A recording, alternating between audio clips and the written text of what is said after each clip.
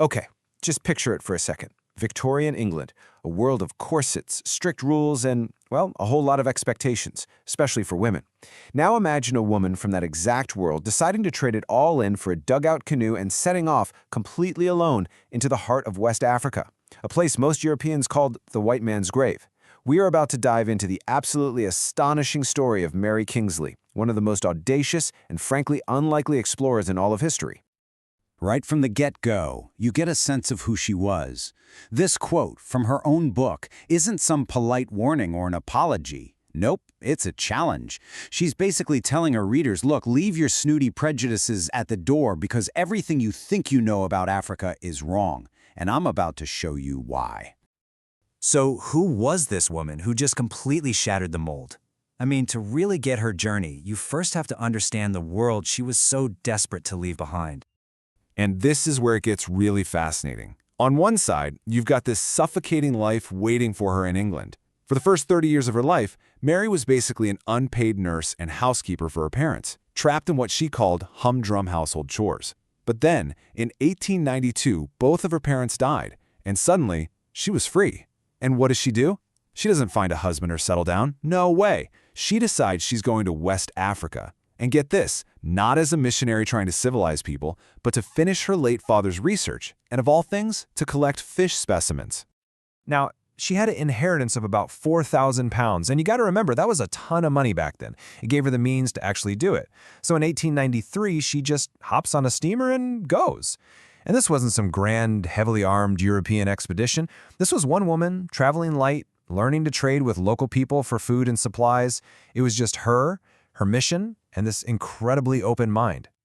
So her first trip was a success, but her second journey in 1895 was where things got even more wild.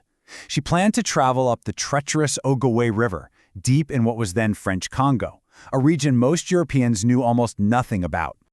Okay, so take a look at this map with me. You can see her route right here, just pushing deeper and deeper into the interior, miles and miles away from any colonial outpost.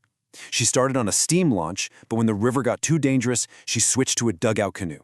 We're talking navigating insane rapids, getting lost in swamps, in a landscape that had literally swallowed explorers before her.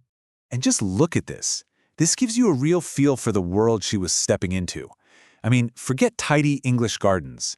This was a world of thick mangrove swamps, suffocating humidity, and a forest so incredibly dense that the sun barely ever touched the ground. A place that was just teeming with life, and, of course, with danger. You know, she wasn't just tough.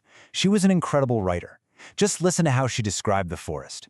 You could almost feel the sheer size and ancient power of it all. To her, the forest wasn't just a backdrop for adventure. It was a living, breathing character in her story. But this journey wasn't just about geography. Not at all. It was about people. And to get where she was going, she had no choice but to travel with the local tribes, specifically the Fang people, who had this fearsome reputation among Europeans for being cannibals. But see, where other Europeans saw monsters, Kingsley saw, well, people. She actually took the time to learn their customs. She traded with them, ivory and rubber for supplies, and she earned their respect. Before long, they became her guides, her crew, her protectors. And this trust she built led to one of the most famous and frankly chilling stories of her entire journey.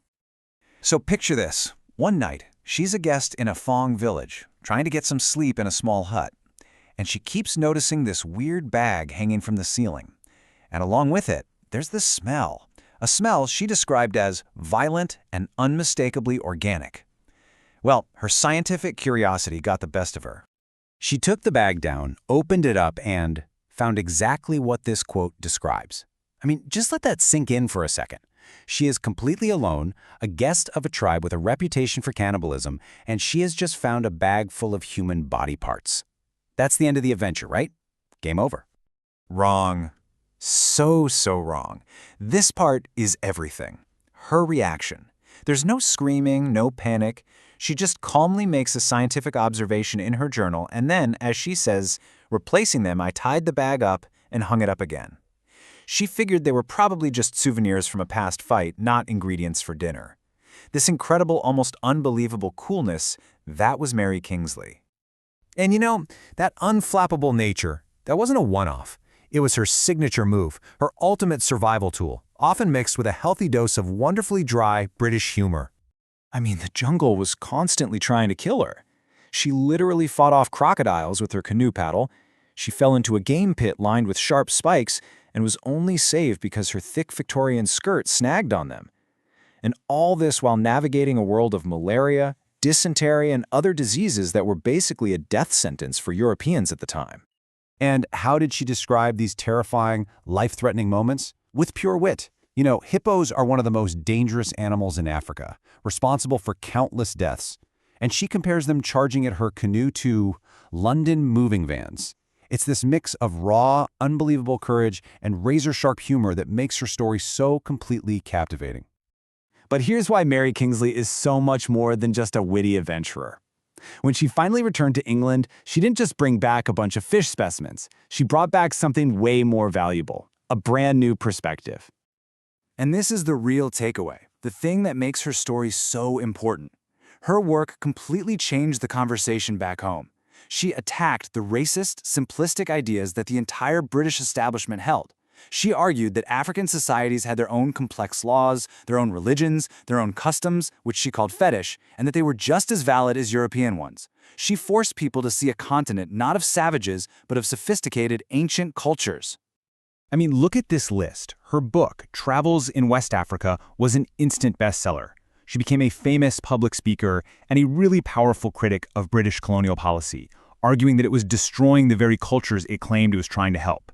And on top of all that, yeah, she also made huge contributions to science, with several species of fish and insects still named in her honor. She was a true force of nature, an explorer, an anthropologist, a scientist, and a political advocate. And that really brings us to the big question at the end of all this. Mary Kingsley's greatest journey wasn't really up the Ogoway River. It was a journey beyond the crushing prejudices of her own time. What she proved is that the most important tool for any explorer isn't a map or a compass, but an open mind and the courage to see the world not as you're told it is, but as it actually is.